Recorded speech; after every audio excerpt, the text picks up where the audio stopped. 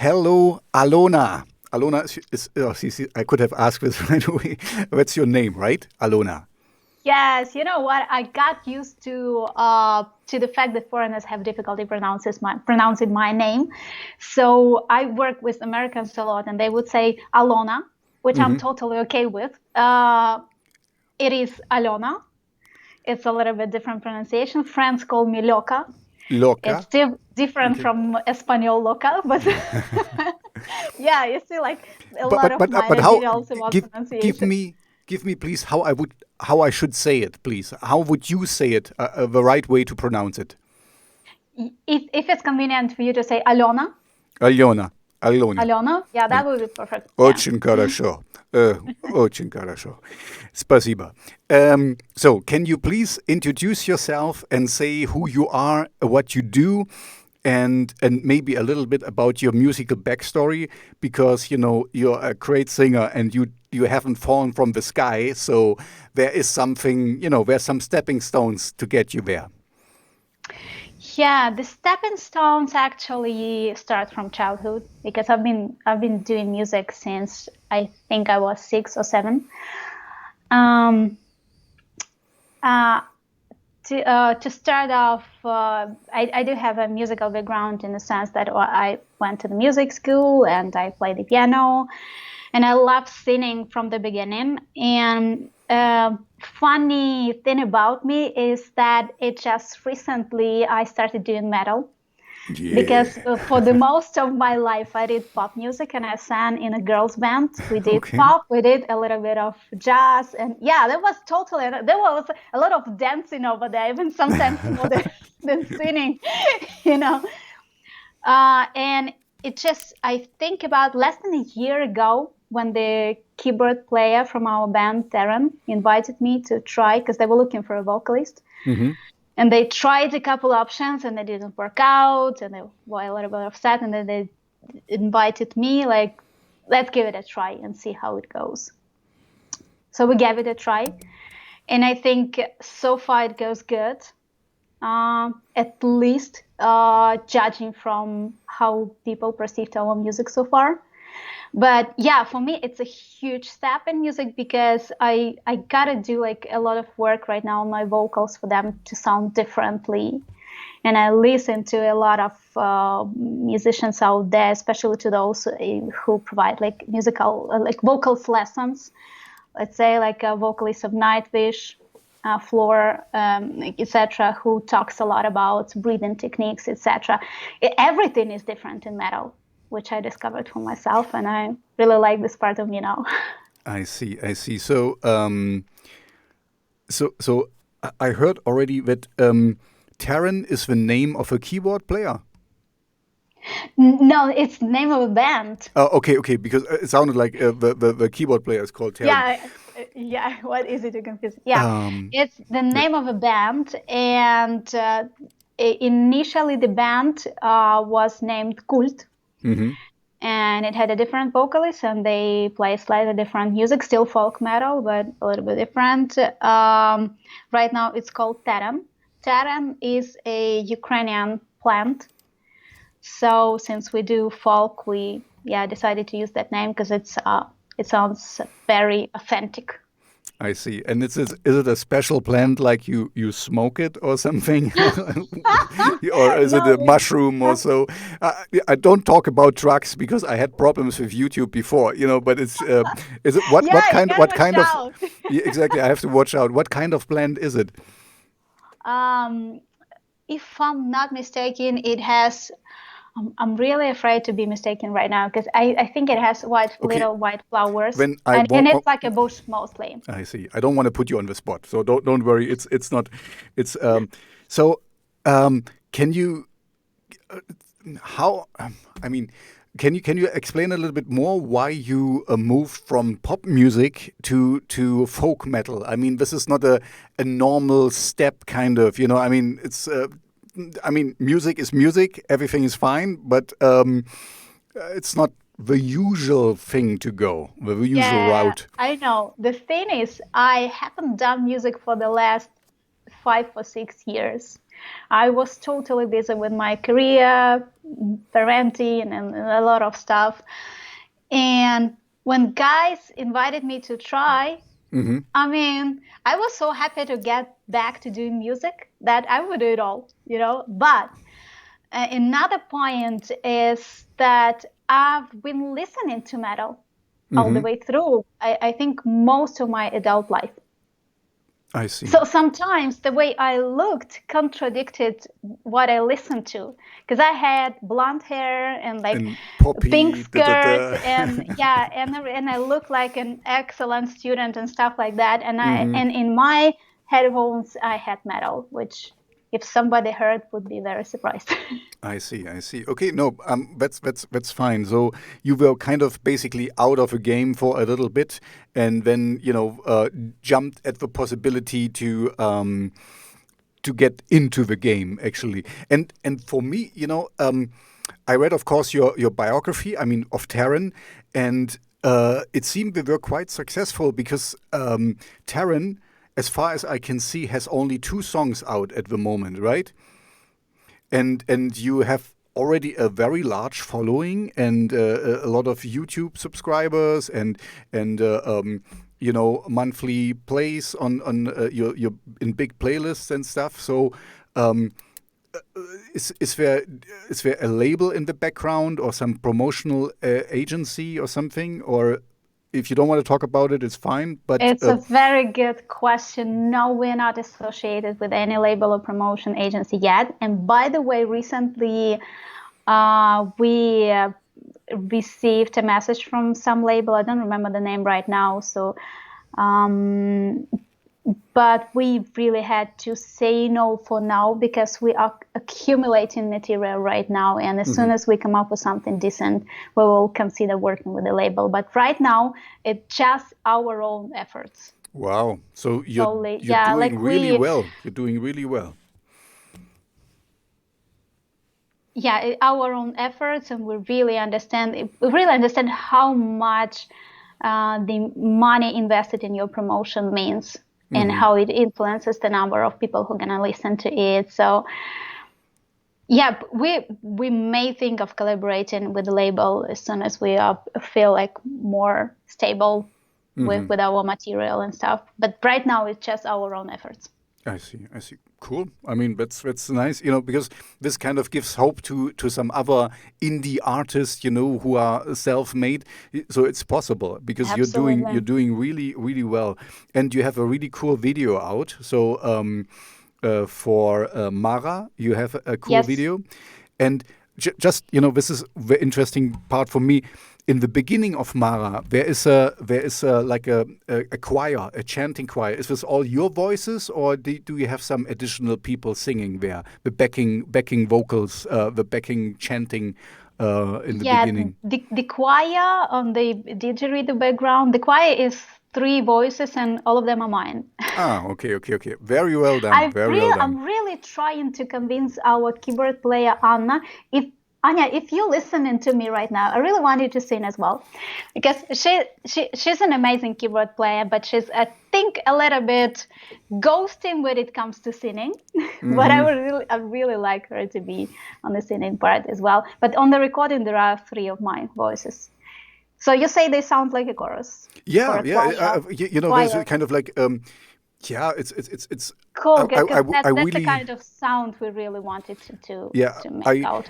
I have to admit, your other song, Ranok, is more traditional metal rock stuff. It's not bad, don't get me wrong, but it does have a little bit of a folk part in there, closer to the end. And by the way, sorry to interrupt you, but by the way, a lot of people who listened to the song said, why didn't you just put it somewhere closer to the beginning? Because the greatest part seems to be closer to the end. And that actually became a good lesson for us. And we started reading how is the best way to build a song. And it turned out that the best way to build a song is to have a very attractive part in the first 15 seconds of it. I know that you're a musician as well. You're a bass player? Yeah, you got it right. I'm a bass player. What do you think of it? How important it is to have this very attractive part of the song in the very first 15 seconds of the song? I'm a little bit torn about this because the thing is, um, okay. I have two thoughts in my head simultaneously about this because one thing is if you think about like grabbing the attention of a Spotify listeners and the people on when it's absolutely clear you have to put it right there, that you grab the attention and keep the people there.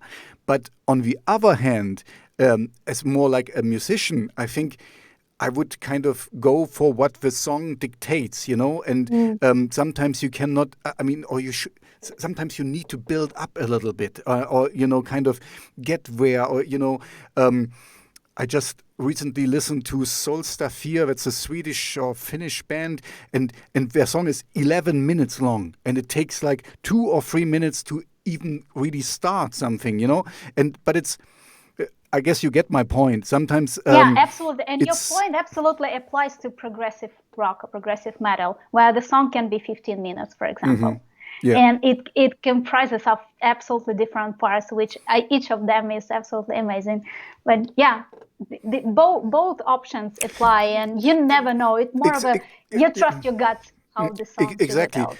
And this is another thing. I mean, we're going to talk about this because I don't think Teren, your band now, has played live yet. Because, if you have a 15-minute song, and you play it live and people can dance to it, then, they wouldn't mind even if it's 20 minutes or something, as long as you keep the thing rolling and you keep the parts moving and people engaged, basically. But on the Spotify thing, it's the best thing you can do: make a song that is 1 minute and 30 seconds, and make 20 of them and put them out. Every week another song. This is the best for Spotify, for the algorithm. But you see, that's why I'm a little bit torn about this. But my real heart is in the artistic freedom. Do what where the song leads you.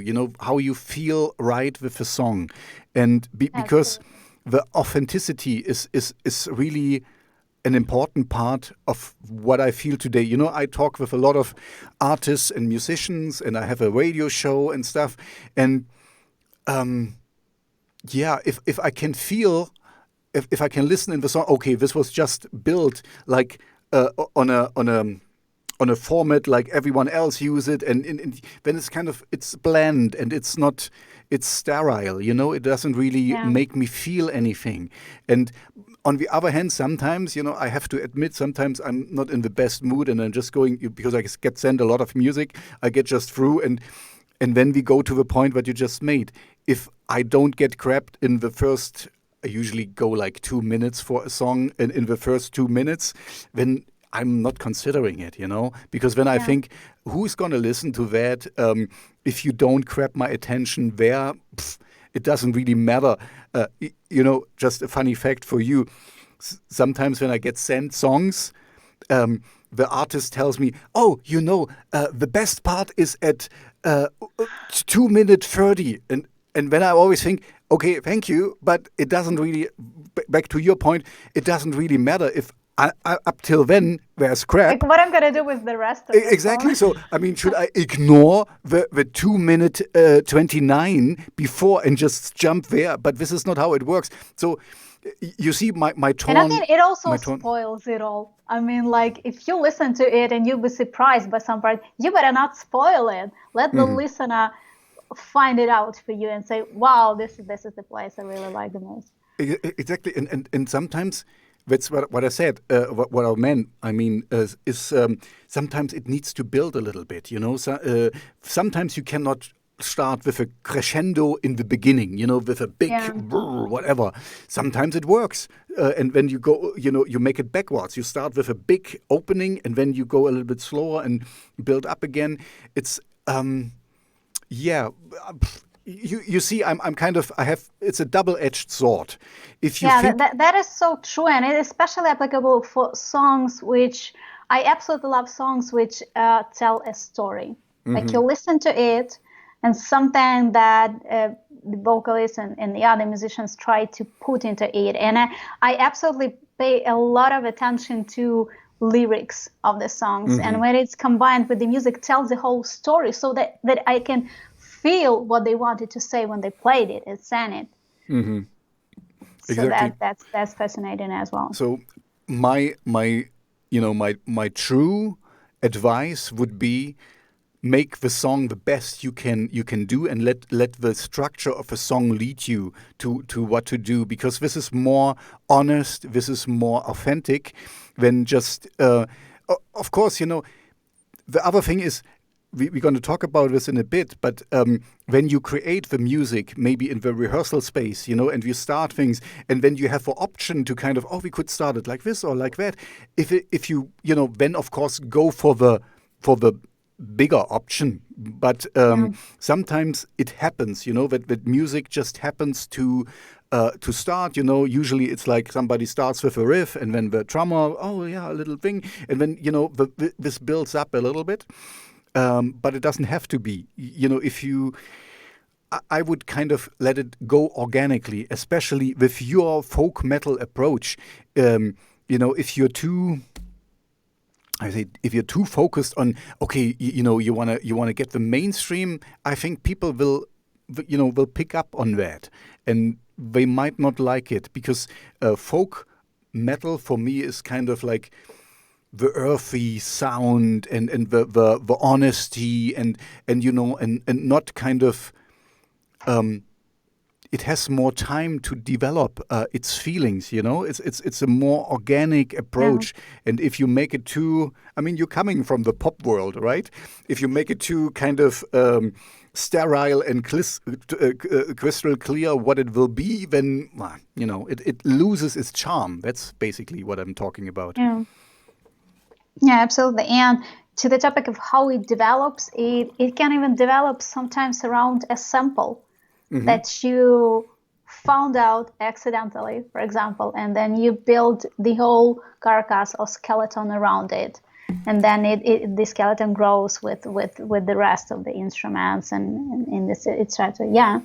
Just something like a simple sample you came across and that caught your attention, and you start building something around it and jamming something around it. No, that could happen too. I'm with you here, because this is the how you say, the beauty, the magic that happens. You have a starting point, and nobody really knows where it will go, and that's also the cool thing with music.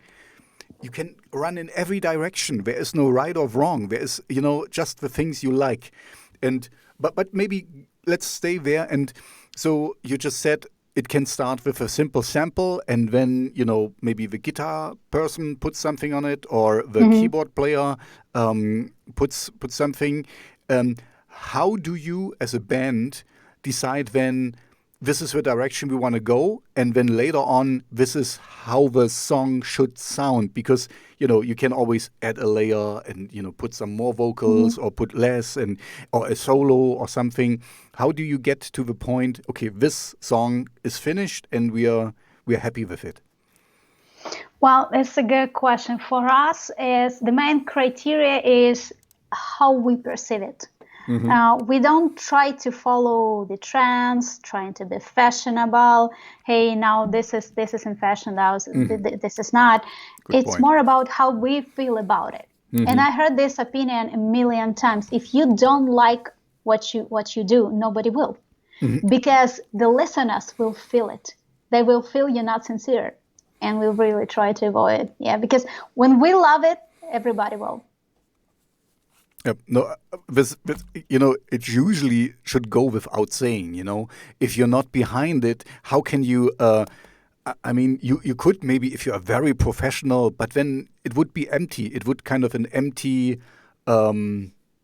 show or something. So I already asked that.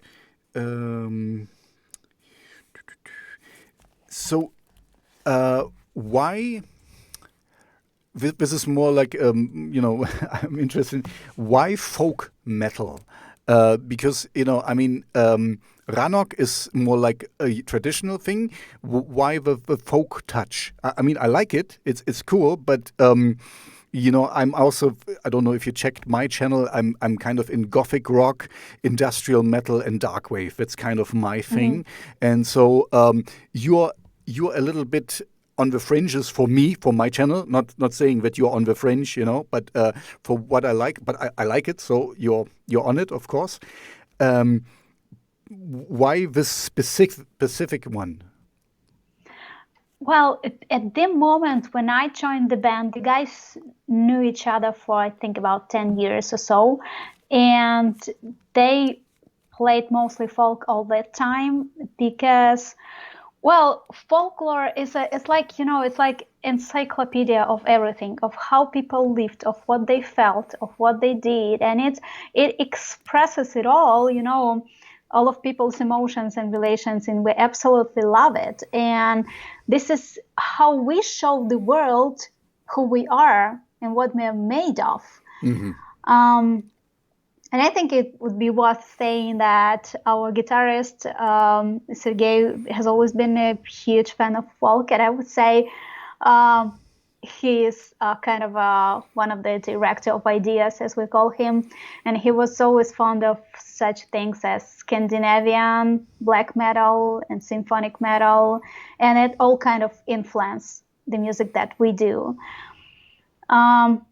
And you know what? Sometimes we would even get rejected, but by some radio stations or publics or whatever for singing our native language. They would say, for example, why not English? And we say, we are always ready to provide you the captions, the translations, the going into detail of the text, how it appeared. But it's very essential for us to sing our language because this is how we tell the world who we are. No, I'm with you here because I'm also a little bit proud. That Rammstein is all over the world and they sing in German. And this is very unlikely because it's not. Our keyboard player is a huge fan of Rammstein. Cool. Yeah, she would support this conversation 100%. I should talk with her. We could go from fanboy to fangirl. No, but I'm with you. It's what I said earlier. If it suits the song, if it fits the mood, and for me, hearing Russian, it just sounds so, so earthy and so. I really like it. It fits very well to your sound overall. So please keep it this way. And I also saw, in your video for Mara, you put in all the captions. So if people really want to know, do it. I also, if people sing in Spanish or something, it can be more, it can be more honest. It can be more grounded. And I don't mind if people sing in English, and we are talking in English now, and that's good that we can talk the language, and everything is fine. But for your deepest emotions and expressions, of course, use your mother tongue. Use what you can talk best and explore things with. And I don't see any problem with that. And maybe you can talk about this a little bit. It's actually much tougher, in my opinion, to sing in your mother tongue, in your native tongue, because people all around you know exactly what you mean, and sometimes it's a little bit, with English you can get away like, just like bubble gum, just put in some words. Yeah, and with your native language, you gotta be absolutely precise about the message that you convey because you can't just, you got to be precise about what you do. But we really had to put captions because we were surprised by the number of people who listen to us from all over the world. And Spotify stats show that people listen to us from 62 countries. Yeah, let me just check. I'm here. Yeah, you're doing quite well. You have 570 monthly listeners. And you're in my playlist. I can see that. That's cool. And you're in a lot of Viking, Celtic, folk metal, female fronted and stuff. That's cool. You're doing quite well. And your bio is actually quite nice. I like what you about you. They say can do an octave higher and an octave lower, and almost doesn't panic. You have you have some humor with it. I like, if you don't take yourself too seriously. That's a cool thing as well. Yeah, I think as long as you mentioned the bio and the humor, I think I should really mention that there's a girl or friend who helps us to manage our social networks, and she would often come up with those humorous texts. Okay. And that becomes a challenge for me to translate it to English, because I kind of preserve the wordplay and to keep it as humorous as possible, because she would use amazing, very Ukrainian phrases that I am supposed to translate and still keep the meaning. But yeah, gotta mention her here. I would say she's the 7th member of the band, and we really appreciate the time and effort she puts into it. I can imagine, because I'm a one-man show here, That's why I'm not on Facebook and just, I have Instagram and Twitter, because it's too much for me to kind of be everywhere.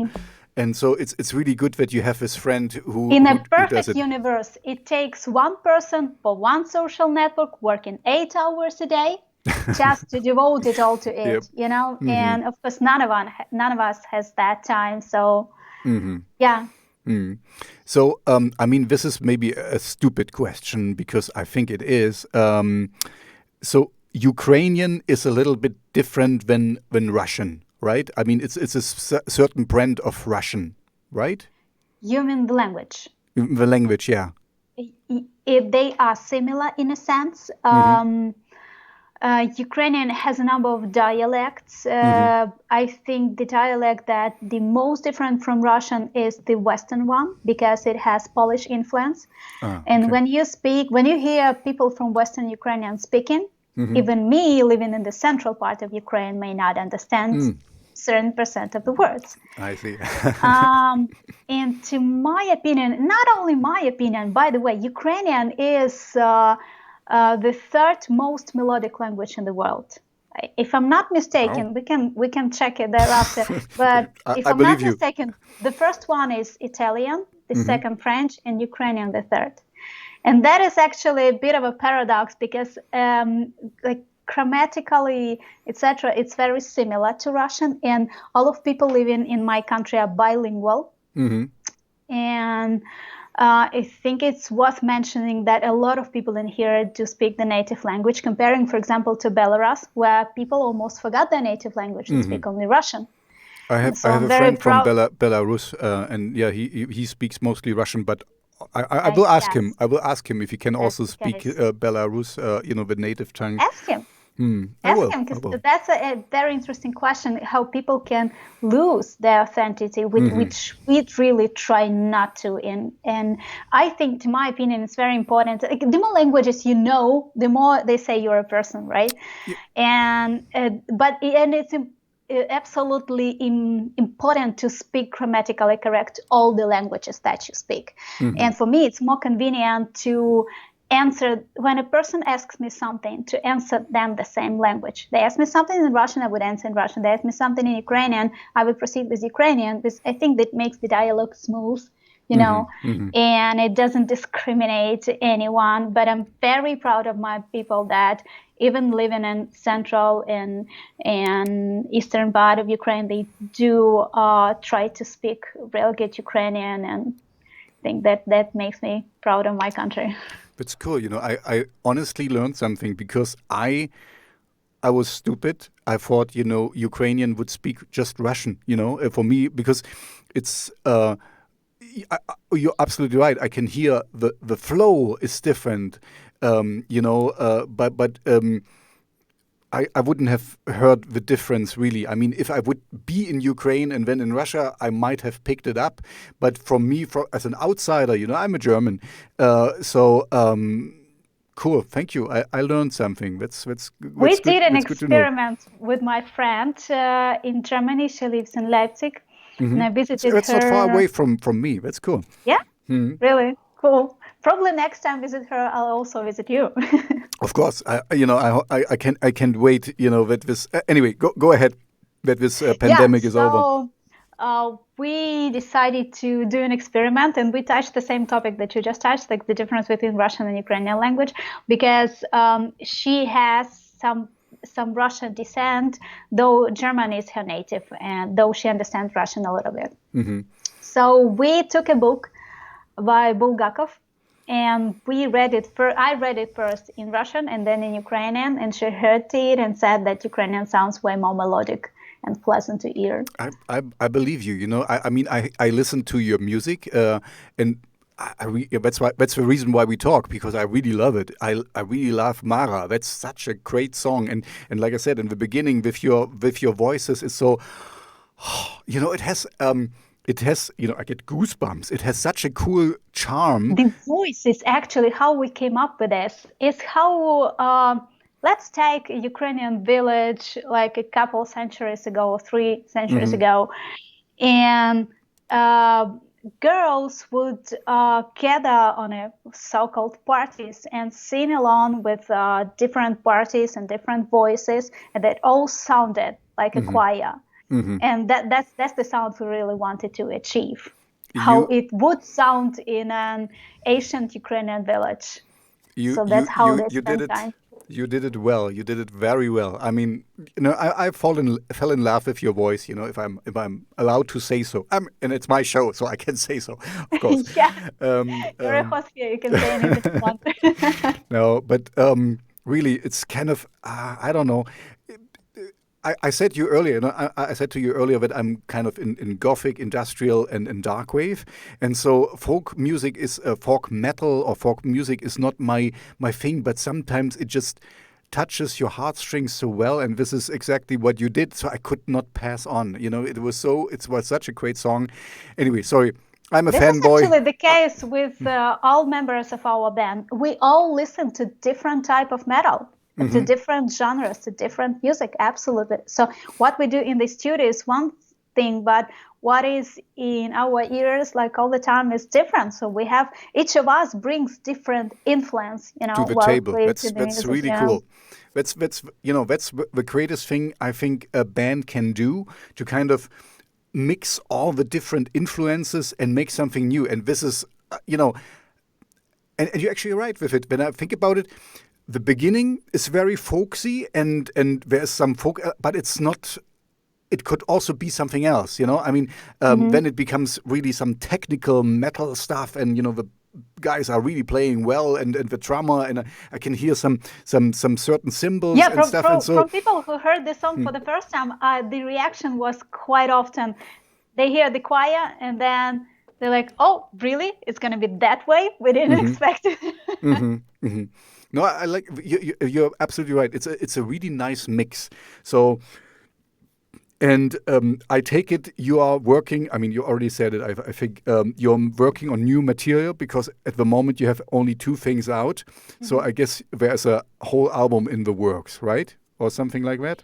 If you want to talk about it, if you don't want. Eventually, we would love to have an album. And actually, we had a discussion. And let me know what you think of it. How having an album right now is a necessity, or do the modern bands really go with releasing a single and then another one and create like a news event, etc., or there are still, how you call it, the old facts that would expect an album, because there's kind of a tradition in this sense, you know. Okay, I can really fill you in, because I get, you know, I talk a lot about this with other artists, and I have my opinion. I think, you know, we are going back to this double-edged sword that, you know, you have to play on Spotify, but you also have to be honest and truthful to yourself, you know. So, but what I think what you can do, and when you kind of have, you are appeasing both sides, what you should do, in my opinion, and this is just my opinion, and you can take it as it is, you should try to have out a new song every month, that you're producing, and then you put it out, and then you have, your followers will get a blip, and you can make an announcement, or your friend who you does all the social media for you can say, okay, we just had this, and then we're working on a video, or we're working on a lyric video or something, So in this every month, and then you bundle this to an EP. When you have like 5 or 6 songs, I'm not finished. Let me go. I have I have an idea, and then you release an EP, and then people can have we can maybe order. You make a campaign, a Kickstarter campaign that people can have like signed copies or something. This is just additional. This is not the way, but you can put an EP, and now you continue to release a song each month. And then in the end, after 12 months, you bring out an album. This consists of the EP plus the other songs, and then you have kind of both ways. You have both sides appeased, because you're on one hand, you kind of played with the algorithms of Spotify and iTunes and wherever you release your music, and also on YouTube. But also the how you say, the older fans and the older people, they like an album, and maybe even do a limited run on vinyl or something, It's like a win-win situation, like everybody. Exactly, happy, right? Everybody gets what he wants, because the casual listener gets reminded that you are there, each month. And I mean, it doesn't have to be each month. It can every 2 months or something. I mean, pick a date, every 3 weeks, or you don't have to be a slave to the schedule. This is just in broad terms what I could think, because when you play both sides basically, and it's like you said, it's a win-win situation. And on one thing, this is like, I have two. In German, we would say I have 2 souls in my chest. On one thing, I don't like it, because you kind of have to obey to an algorithm just to stay relevant. But on the other hand, this is the world we live in. So you can hate it, but you have to do it. Hate the game, but not the player. Yeah, absolutely. Gotta adjust. Yeah, absolutely. You gotta be flexible with what's going on. And to answer your question, we do have a lot of new material, which is kind of a draft or raw version. And we are discussing right now which song to release next. And what we are, first of all this pandemic situation. And sometimes the studio is open, sometimes it's closed, because the government lifts and then again puts restrictions on students and all the places where people can work. So we really lack time for making it as fast as possible. Moreover, you gotta understand, we're doing this in our spare time after our jobs and our families. I'm doing this podcast right now in between my 2 jobs. Really, you have 2 jobs? Yes. Okay. You wanna say what you do? If you don't, then we just absolutely. I work for 2 U.S. companies. One is IT company, and another is in the domain of medical education. Okay. So I do speak with people all over the world, which I think real helps in getting ideas and feeling of how people live everywhere, taking into account now the inability to travel, which I suffer a lot. And I really hope it's going to end at some point. I tell you, and I have a child, and we have to homeschool her now, and it's tiring, I love my child. I'm homeschooling my kid now. He's 6 and he's a first grader, and luckily on Monday they do go to school, but by this week we really were homeschooling. And that's a nightmare because he's not of a guy who would sit there at one spot being absolutely concentrated. No, he's just a simple little boy who's got a lot going on in his head beside the classes. Yep. No, I hear you completely, because it's the same. I have a little girl, and she's in the second grade, 8 years old, and I love her, but it's kind of, I mean, she has. Sometimes it's overwhelming. Yeah, I know. So okay, that's cool. So thank you for your time, man. That you have some spare time for me, and I know how it is. Family and job and all the things. I mean. Yeah, music is something that, just imagine, we come to the studio from different fields of life. Every one of us has different job, different occupation, different profession, something different that we do, different like families, number of kids, etc. And then we come to the studio to do something in common. And that's an absolutely amazing feeling.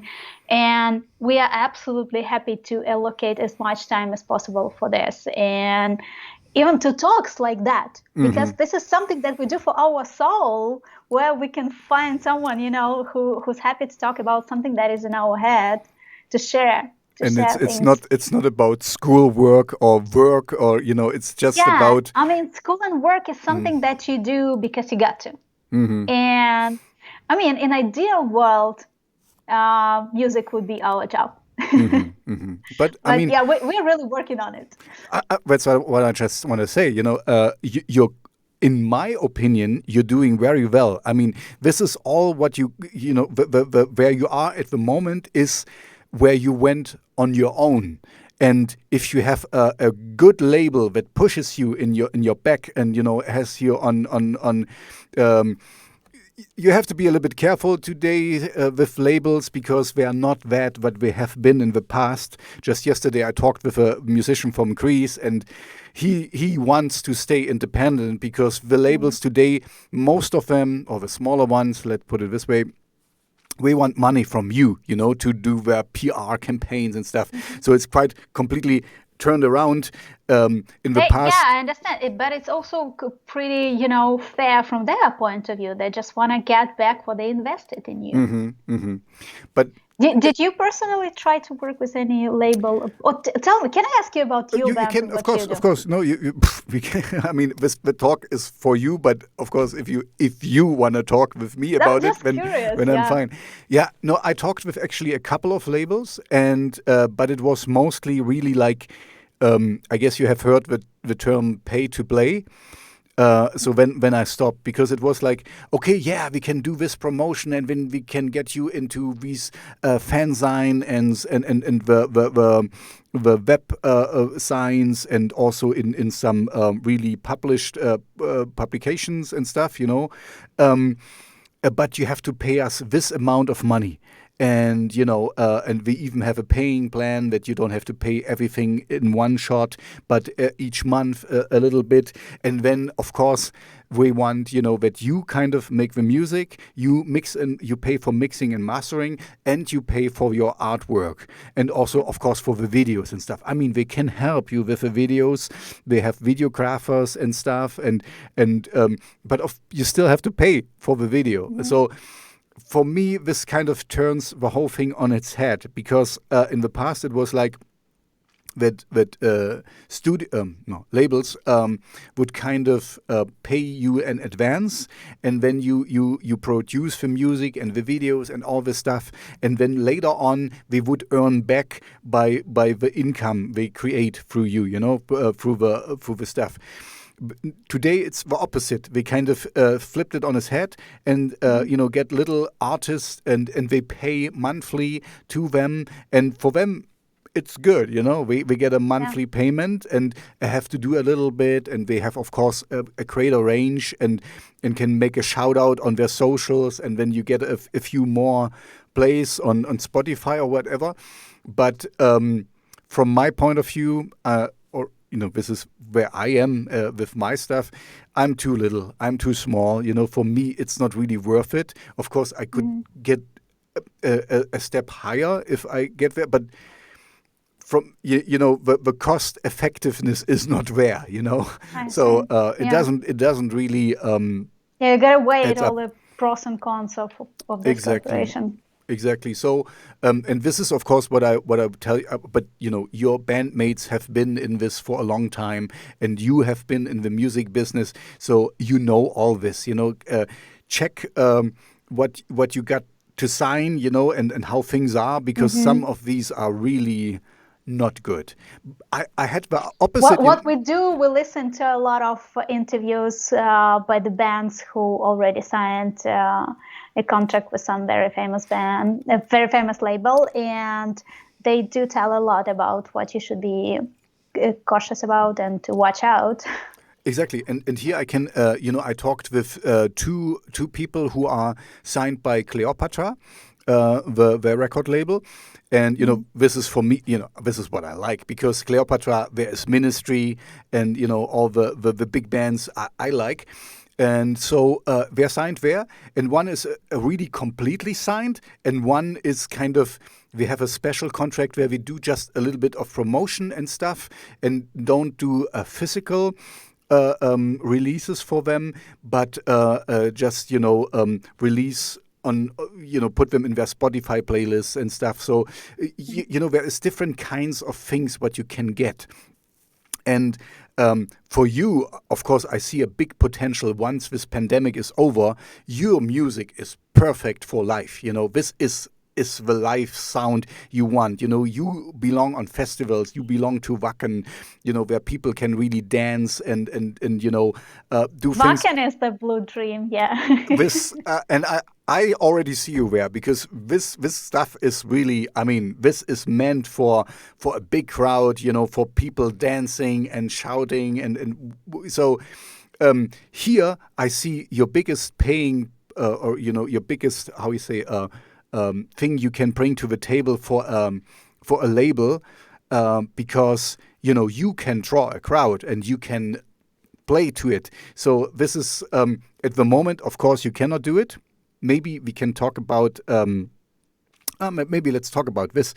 Have you ever considered doing some live streaming shows, or do you think because you have only 2 songs out, you don't want to do it now because the other Yeah, stuff is not we refined? were really thinking of it, at least because there are a lot of famous bands out there who do these live shows now, and I personally watch some of them. And in the situation when you can't go to the concert, it is a way out. Um, and especially a lot of fundraising courses are held right now. And yeah, we were thinking of it. And I think as soon as we come up with some like ready material out there, we'll probably go for a live show if the pandemic is not over by that time. But right now, what we are working on is the decent demos, so we get pretty up it all. So we were absolutely ready for the record, and we knew what we want from the sound. So yeah, it takes time to we really don't want to go with raw material that we are not sure about 100%. Because yeah, if you want to give something to the public, you want to give a quality thing to do. Yep. So. I'm with you. I mean, you can. No, you should do it, because there is sometimes it's nice to see the stepping stones of an artist, because like I told you in the beginning, you have not fallen from the sky. I mean, there is a background and a history with you, where you're coming from, and where you honed your voice and your talents and stuff. But then again, if you think about Spotify and stuff, people don't understand, what a demo is. For them, if you put out a demo on Spotify, people say, "Oh, well, it sound crappy, and there's, it's not really well done," and they don't listen to the music; they listen to the production value, basically, and then they kind of shun you and turn you off because you're not right. You have to compete with so many other people today, so it's really tough. to stay relevant, basically. And And I personally discover for myself like a lot of bands. Like every day I discover a number of new bands, and it's local ones, and even some bands that already have a name, but I never heard of them. Like I recently like became a huge fan of From Ashes to New, which is a band I think heavily influenced by Linkin Park, because they do amazing music, or something like Slaves, or In This Moment, of like a lot of bands that I unfortunately never heard before, but they came to my playlist immediately, and I love them. Yeah, the competition grows. Like every day there's a new band. See, this is another thing. As I told you, I'm a radio DJ as well. So today, the good thing is everyone can make music. You know, you just need a cell phone and you can make a song, basically. You know, but this is the good thing and the bad thing. There is no real barrier anymore for people. You don't need a label like we just talked about to put out music to get noticed and stuff. But also this makes it so tough to stand out because everyone can do it. You know, everyone can put things out, and there's a lot of not so good music. So yeah, please keep your keep it that.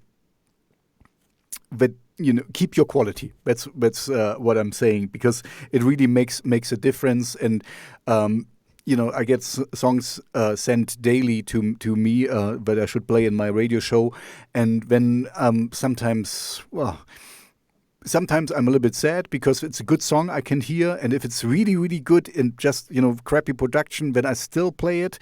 But then I tell them, okay, please, put in some money in the production value, because it really is worth it. And yeah, money actually, and the amount of resources you put into it is a big question, because even just like the very basic tech rider of what you need for a live show, a very basic list of things that you need to make a good production ready quality is already a budget. And we're not talking about some luxury stuff out there. We're just talking about very basic things that we're gonna go on the stage and clearly hear each other. It's already a budget, and I'm sure you know what I'm talking about. Yeah, no, absolutely. I had a show where I couldn't hear myself, and it was so bad. Anyway, a funny story. I have friends who had a band, and now they are in different cities, still playing music, but there's no that band anymore. But when they were in our city, they had a situation where the sound on the monitors wasn't set correctly. It was a mess, absolutely. But the sound that they had in their ears was perfect. So what they decided to do, let's just enjoy what we do, whatever. Maybe people will not, at least we will. Yeah, no, I talked with I think we were from Argentina or from Colombia, I don't know, from South America. I talked with a band from South America, and their equipment, they had a electric spark on the stage, so everything was burned out. And they had their equipment was broken, just the drums worked. And then we got whatever was there available, and they still got a good show going. So, this is the thing, what happens. And you have been, maybe with your pop thing, you had been on shows, where not everything went as you were, but you get a little bit, you get professional by it, and then you know how to deal with the upsetting things what happen, and with the hecklers. Sometimes you gotta adjust to the situations. Exactly. And in a lot of cases, it's a matter of interaction with the audience, and what you do and what you get as a feedback. Exactly. That's and I think with your music you can do this quite well, because it's so. I used to do some, medieval stunt show, sword fighting things. So I was lots. I visited a couple of those, and we do have them in Ukraine as well. Well, when people would go like medieval knights, all dressed up and with the swords and everything, and and I was one of them. Yeah, I saw that. That is spectacular, absolutely. And the most spectacular part is that people are huge fans of what they are doing, of the whole culture that they created, of the community they have. That's fascinating. Yeah. Yeah, and no, what I want to say is, and where you fit in perfectly there, and I forgot now what I wanted to say. Anyway, it's the earthy sound again. What I wanted to ask you, as you said earlier, with what you discover now, in the moment, and all, Slaves and all the other bands. So what do you like? What kind of music taste you have? I mostly listen. Well, I would say I mostly listen to what is called heavy metal. I know that's a big genre. It has a lot of subcategories. I do love new metal, something like those guys from Ashes to New, which is like a combination of hip hop and metal music, which sounds amazing. I'm a huge fan of Five Finger Death Punch. I can talk Really? about them Okay. for ages. We're a little bit, controversial. Let's put it this way. I think we were really Trump supporters or something. Yeah. Anyway, we don't go into politics. We talked about this. Who do you say was Trump supporters? The band? I think Five Finger Death Punch. We were kind of. I probably missed it. I'm gonna go to read about it. Was I mistaken or something? We made a video where we kind of. I don't remember. It was. Living a Dream, maybe you mean. They made a video about the current situation in the US and all this masks wearing and political stuff. And Zoltan Bathory, is the founder and guitarist of the band, actually made a post how people misinterpreted the video. They are not in support of like anti-masks community, and they're not in support or against any kind of political candidates, etc. They just show the American community as it is right now in a sarcastic way, and that the America as it is right now would be a nightmare of the founding fathers. And the band is very much patriotic. They the military and the law enforcement are a huge audience of Five Finger Death Punch, so they're very patriotic, and I think that is why they raised the topic of how the American society looks right now. And they had to explain a lot about the video because people misinterpreted it. Like you see, even the big names in the music sometimes gotta explain. Yeah. See, see, two souls in my breast, in my chest once again, because on one thing, music should talk by itself. But I think I came across this. Sorry, I came across this video, and I was like, kind of, it looked a little bit strange. And for me, I'm a German, so for us, patriotism is kind of a little bit a delicate subject because I mentioned Rammstein before and stuff, and this Teutonic metal or whatever or hard rock they do. In German, we call it Neue Deutsche Härte, New German Hardness. So it's not really metal. My point is, as a German, you have a strange view of patriotism because, if you are too patriotic in German, you get right-winged right away, so kind of you're neo-Nazi and you don't want to be a neo-Nazi. That's a whole topic in Germany right now. It's really about, it's complicated to, I want to be proud of Germany. But if you say, "Oh, I'm a proud German," you get a neo-Nazi label on it right away. So, and I know why, of course. I think it applies to more or less to all of the countries, and I should watch out about what I'm talking right now. But but if you go, people just mix up the notions. When you say you're patriotic, you just say you love your country. You like the people you live with. You want to preserve it. You want to disseminate it. You want to build your music or your art or your painting or whatever around this culture. Doesn't mean you hate other people at all. Our main point is to be absolutely loyal to all kinds of how people can express themselves. But loving your country is important because this is the place you were born in, and there's nothing wrong about it. Doesn't make you not to, whatever. No, and this is actually a good point, and then we can avoid touchy subjects and spin it back to the music, because see, this is what makes it so interesting also in music, because there is different influences, and if everybody would just do heavy metal like American heavy metal or something, then it would be boring, because it would be the same all over the world. But there is Indian heavy metal. I talked with a heavy metal artist from India and stuff. I was thinking about it right now when I was going somewhere and I was listening to the music, because I always have music in my ears, and whatever I do, and I was listening. It's a little bit of philosophizing on the topic in here, but I was listening. What makes all of us like or dislike certain kind of music? What makes you listen to a song and say, wow, it bumps me up so much?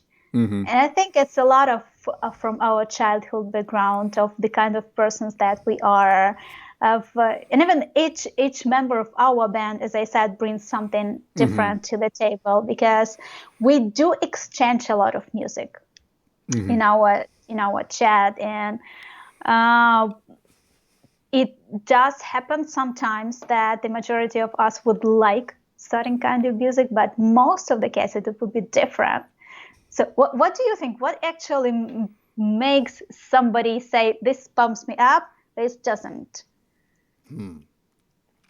I mean, what is really important is, of course, the formative years. When you start to experience music, what you listened there. What you got maybe from your parents, but when you get to your rebellious phase, where you kind of reject everything your parents give you. So and actually, rock music was created as a rebellion, right? Right now, it's trendy, it's fashionable. Rock musicians make millions in the world, but it started as a rebellion. It started as saying, I'm not going to do what you do. I'm going to do my thing. I really like, if you go back to it, rock and roll, the word rock and roll, or the words, meant to have sex. So it was, something very, kind of against, old people and stuff. People forget this, today is, he's a rock and roller, and this is can be an old guy or something. So going back to your question, I think the formative phase is very important. When what you listen to when you're like 14 to, I don't know, 20 or 22 or whatever. So this kind of is where you come from. I listened to Depeche Mode and The Cure. This was kind of my stuff. So that's why I'm always a little bit tainted dark, even if I don't call myself a goth or something. But this is what I like. This is where I'm coming from. And then later on, I listened to Scorpions and stuff. So it was more metal, or, classic heavy metal kind of things. And and then I found that I really like the electronic music mixed with metal or rock. This is this is so cool, And then I would say a number of bands right now add a lot of electronics, and this is what we are thinking as well, because the whole thing of combination of different ways of expressing something in music is amazing. And adding electronics, I love the bands who add electronics into the metal sound. And I wouldn't say that it's an obstacle for creating rock music. I think it makes it brighter. But it also raises another topic. You're raising topic after topic. Yeah, no, because I wanted to say something. I'm not going according to your scenario. I'm sorry for that. No. Yeah, man, you're talking all over the place. This is exactly what I want. No, it's absolutely fine. It's absolutely correct. You're using the show as exactly as I thought it needs to. But what I want to say is interesting topics. So that makes me think of things that I would love to discuss. Good. That's what I want to do. What I just you just said in one of your sentences that this is exactly where the magic starts for me, because if we would stay true to what has been done 70 years ago or something, we still would play just blues rock and there would be no metal. because it developed from there, and this is how things evolve and how things get new and exciting and interesting, because we mix up things. I also wanted to say it's good that you know where you're coming from and you mix your folk roots into your music, and this makes it so special. Like with an Indian band, kind of they do metal, but they do it the Indian way. It's really weird, but it's cool, because they have their roots. We just recently found out an Indian folk metal band, and I loved it, and it's on my playlist. So maybe Bloodywood. I really like Bloodywood. Absolutely, yeah. Oh yeah, this is so cool. They do amazing stuff.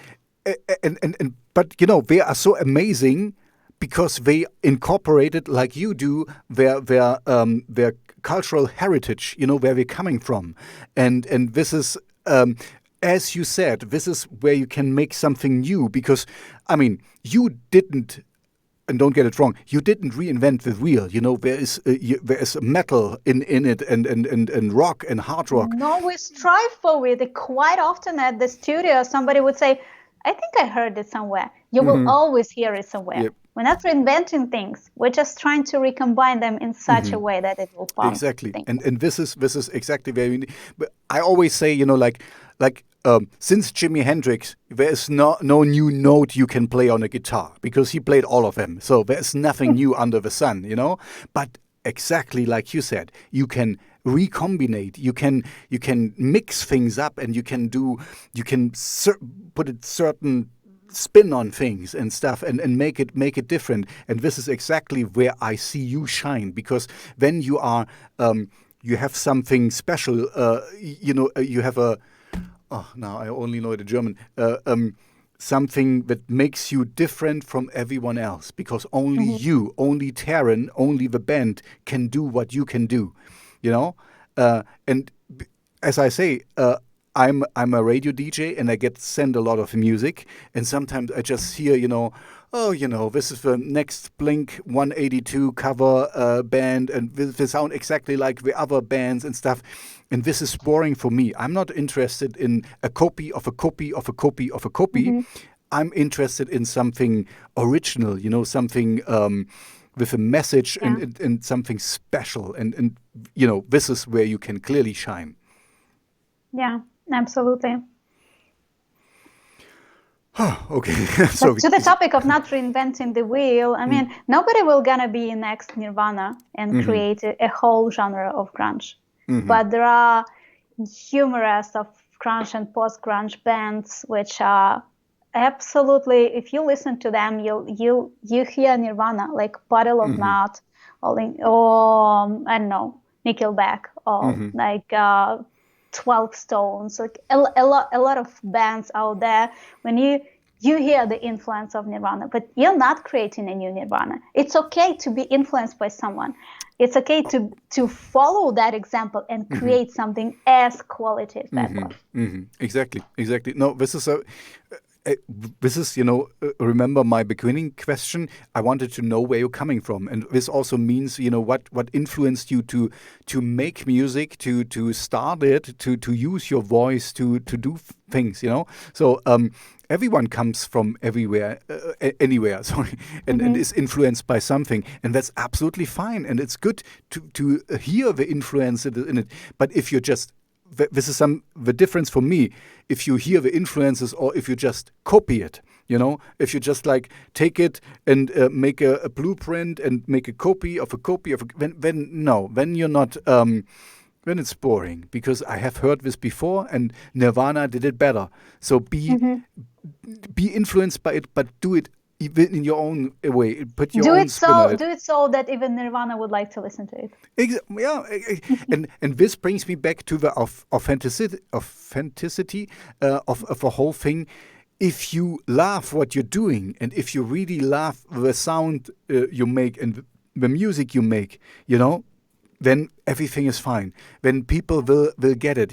When you will stay on, when you will be on stage, and the energy, the spark will just flow, because you're really in it. You can even just close your eyes and sing and not move at all. People will feel that you are in this moment, that you in this thing, and give them, goosebumps because of it. Yeah, because you hear to music that you never heard before, and you love the sound, and only then you go to the internet to see how they look like, what are the kind of shows that they have, what is their background, and what is their age, ethnicity, I don't know where they're from. It's just after you listen to the music that you like.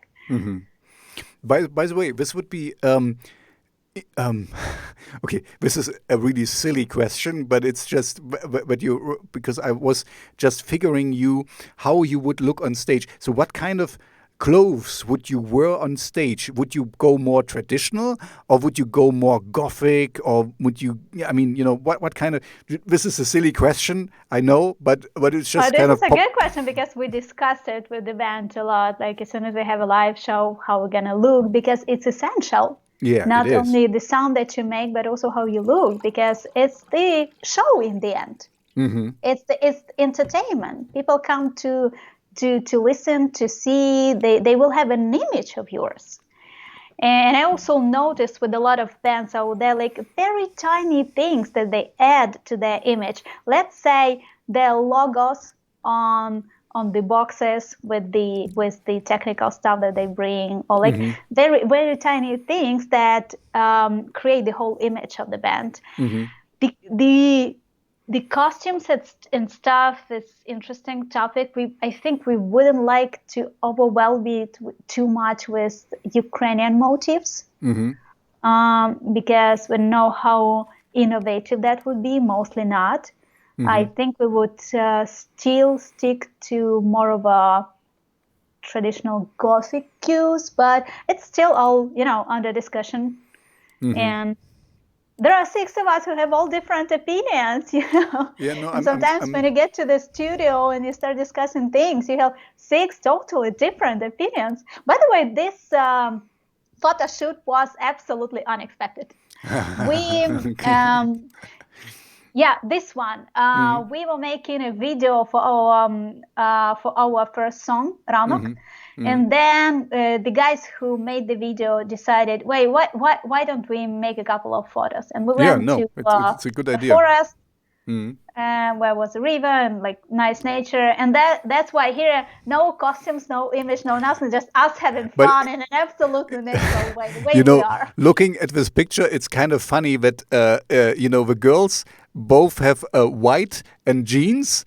And okay, he has jeans as well, but they're all black. We didn't even agree about that. Yeah, no, but it looks like it was. In the podcast, people won't see that, but the girls are having white tops and jeans on, and the guys all have black T-shirts or black hoodies, and it looks like You see, Americans say great minds think alike, so probably they just subconsciously decided to get dressed in a similar way. No, I just got there because I wanted to see how you present yourself. So who's doing your artwork, by the way?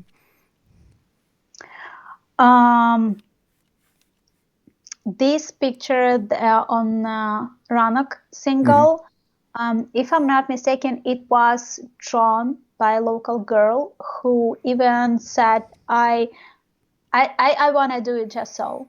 When we asked her, okay, what's when it comes to the payment, because we believe that every work that a person does should be paid and because this is the time and effort they put in it. And she said, I want to do it just so. Probably because she loved the music, I don't know, but that was that was an amazing move from her, and we really liked the picture, and we thought that it kind of corresponds to the mood of the song. The second one for Mara, we made a photo shoot, and that's actually me there. Really? Well, yeah. Oh yeah. Now I see it. Yeah, I see it. Oh, this is you. This is you. This white veil. With a whale. I see. Okay. And got we it. made a whole photo shoot for the song. And in the end, we didn't really like it. And we chose one picture which was absolutely different from the rest of the pictures. And, when we discuss stuff, we put a lot of energy, and we're a little bit even nervous about that because we want to do it in the best way, and we are skeptical about things that we do. And even if we did a photo shoot, we would be very selective with the photos. And that was the only photo that we agreed about, because there was a lot of disagreement about the rest of stuff. And you know, when it comes to something that you're agreed about, okay, let's keep this one. Yeah, is it sometimes? By the way, about the artwork, it's always a question, because you know it's got to be, you either should buy it, or you should draw it yourself, or you should hire somebody for that, because there should be a unique picture. Exactly. I'm So completely. that's a good point in here. It's a very important thing a lot of artists forget, because you know, I always tell it to people. I'm a radio DJ, and the first thing I'm going to see if somebody sends me music, you know, is the artwork. Before I even listen to the song, I see the picture, what you chose for it, you know, for the album or for the EP or for the single. So that's why it is important, because if a picture is not good, or not, you know, kind of just Photoshop together or whatever, it looks not nice, then I'm kind of already, before I even hit play, I'm kind of like, okay, you know, a little kid draw this together and doesn't really. Yeah, you become like a little bit skeptical about the whole approach. Like, you know, they weren't specific about the details of what they put for the public to review and enjoy, etc. Yeah. Okay. So we are over an hour already. So I as my dinner approaches, and maybe also your dinner, and you have to maybe prepare something. I'm not sure, or I don't know. Do you still have to work tonight? Hopefully not. But Luckily, this night I usually would have a working call at this time, but I was lucky that my boss canceled it. But yeah, I'm not a huge fan of all this client facing, etc. stuff. I'm more about things that I do on my own on the computer, you know. But my job still requires me to talk a lot. Yeah, that's not a bad thing, you know. Once you get more famous, I mean, with Teren and stuff. So it's good that you have. This should become a habit for me eventually. Exactly. You have to talk a little bit more, and so maybe to close up the call. So you have new material in the works. So there is more from you, what we can expect in the future. That's really nice. Please keep me in the loop. You know, I will put it in my playlist and in my radio show. And also, of course, I'm really hoping that, you know, this year we will stop the pandemic and you can tour. So maybe. To all the labels out there, you know, there's a nice band to grab, you know, and help them book Wacken, of course, you know, this is where I want to see you. Yeah, so do you have any closing thoughts, any closing message you wanna share with the audience? Yeah, well, first of all, I'm very grateful for this talk. I really put my soul in here and really had an opportunity I found a soulmate, so to say, whom I could talk about stuff that I absolutely like. So I greatly appreciate this opportunity. Also, I would really love to listen to what you do in terms of music. So if you can send me some, I'm very I can do that, but you don't, you know, just be honest, because I'm not sure. I don't think you will like it. I'm a little bit in a different. Anyway, I can send it to you, and if you like it, that's fine. But I'm absolutely. I know I'm different. Yeah, that can be different. I'm open to all different types of metal, and I would love to listen to that. And yeah, thanks again, and to all listeners out there. Like, be sure to like and subscribe to the channel. Thank you. Yeah. Okay, good. So, yeah, thank you very much. I will stop the recording now, and you can stay on, and we can talk a little bit.